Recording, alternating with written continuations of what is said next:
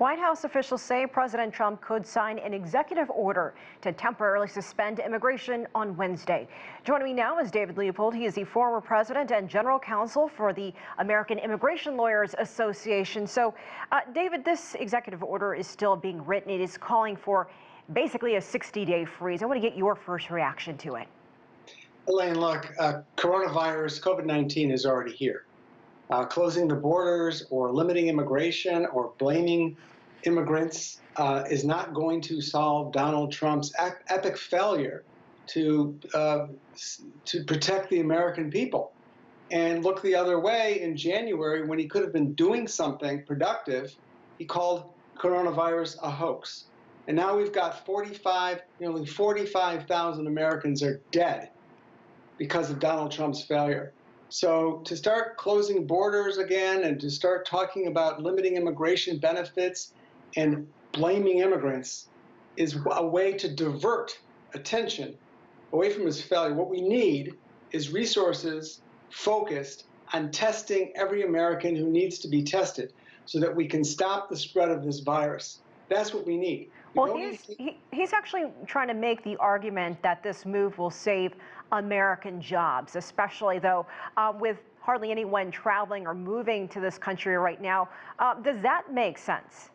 Well, first of all, if he was so concerned about American jobs, he would have done something to keep this virus at bay when he had a chance to do something to keep the virus at bay. This is not about American jobs.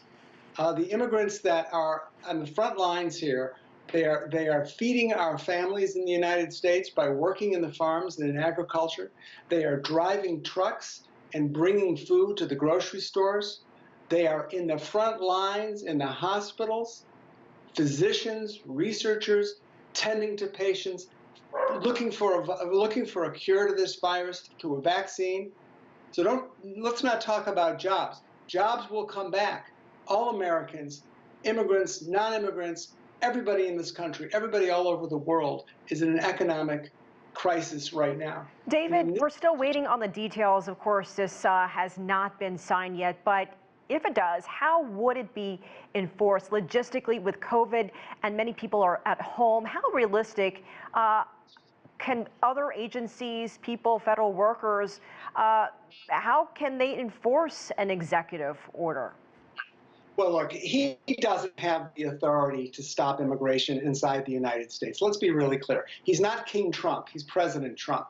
And he's only one part of a rather large and complex three-branch government. Yes, he does have authority at the border, and he's done that. He's restricted people coming in. You know, he brags that the first country he shut down was China. That's his big talking point. But he can't stop immigration internally. He can't stop people from getting green cards. He can't stop people from working. He can't stop physicians from saving lives, as much as he might want to.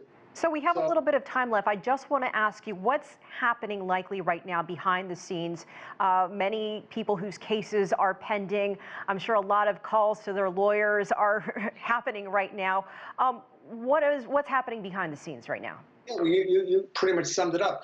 He's instilling fear, of course, in immigrants. But behind the scenes, you know, my phone was ringing off the hook today, and I'm explaining to people, no, this is not going to affect your situation.